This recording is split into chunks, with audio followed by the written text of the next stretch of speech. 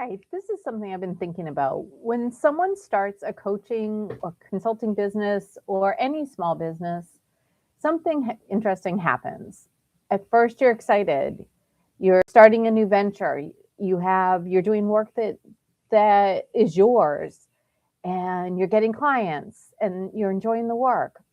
But one day, something happens, and realize, I'm the CEO now, and the questions start coming and you think, should I hire someone? Do I need systems? What type of systems do I need? What type of marketing should I be doing? When should I bring in operations support? Or something breaks? Who do I call? And oftentimes you actually know the answer in general. You know what your next step should be. You know that you should be hiring someone, or you know that you should be creating a funnel or the next product. But it's a little bit harder than that. Hi, I'm Linda Guild, and I am the CEO of Elephant Circle Management, as well as a small association management company. And through the years, I've seen these things throughout business and encountered it myself. So what oftentimes the real problem that CEOs are facing is, who do I trust? What role do I actually need? Do I know the right questions to be asking before I hiring? How do I make sure that this person's really good at what they say they do? And that seems really heavy because it all comes down to you. There's no other boss. You don't have someone else to check in with. You don't, if you make a mistake, it's yours. You're the one making the decision. And that's when it can feel very lonely being a CEO. And most entrepreneurs or CEOs experience that moment when they realize, I have the responsibility, but I don't actually have someone walking beside me. And it, although the leadership can feel lonely, it's not because you're not capable. It's because running a business requires so many different areas of expertise, from strategy to hiring, finance, marketing, operations, leadership, etc. And honestly, no single person can master all of it and be working in the business and on the business. But here's something that changed how I thought about it is, and I've noticed as I've seen different clients in all different industries, the strongest CEOs and leaders don't know everything. They create circles. Those circles can come from associations, they can be other business owners, they can be advisors, consultants, coaches, strategic partners, people who walk beside them while they make the decision. That person to bounce an idea of, to give them guidance when they say, I want to hire someone.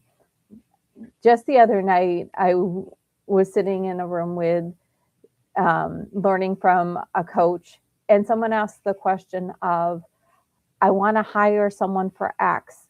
And someone else on that call walked this individual through what to look for, what to expect, how to structure it so that it was successful. It was very powerful to have that experience. So the person that asked the initial question, she knew that she needed to hire. And money might be a barrier, but the bigger question is it a mistake to hire? Am I going to do the wrong thing? And by having that other person be able to walk her through it, it eased some of that pressure. And that person will be there for future questions. It's a great system, right? So if you're a coach or consultant, you're used to being the expert. You're used to being the one that clients come to for answers. So it can be strange or uncomfortable to say, I need support around my business. But the reality is, the best CEOs and coaches have coaches, advisors, and peers around them. Because when you're inside your own business, it's really hard to see everything clearly. You need that person to see something from the outside. So the power of a network is really simple. You hear someone say, "Oh, I've hired for that before. Here's what I learned," or "Here's some questions that you need to look for before signing the contract," or "Here's the lawyer that I used," or "Let's talk through what's going on in your business. Where are the gaps?" Because what someone else has hired for as their first hire actually may not be what you need to hire for, right? So having someone to bounce those ideas off of, and it can save a lot of money, it can save a lot of stress and a ton of frustration. There's an expression, if you want to, actually, I'm going to get it wrong, because I was going to say, if you want to go fast, go alone, but if you want to do it well, go in a group. But I don't think that's the right expression, but it's something like that. But what we've seen, and I felt personally, is when I have other people thinking with them, the pressure shifts. Instead of carrying the decision alone, they have a sounding board and perspective and shared wisdom. And leadership doesn't have to be isolating.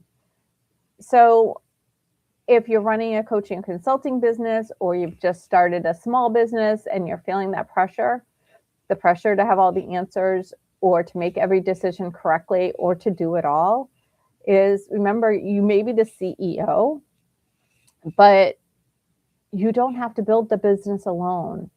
And the strongest leaders and CEOs have circles of wisdom around them. If you look at any major company, think about who they're surrounding themselves with, the advisors, whether you're looking at government or private corporations, they all have trusted people that are helping them to do things and take that pressure off of them.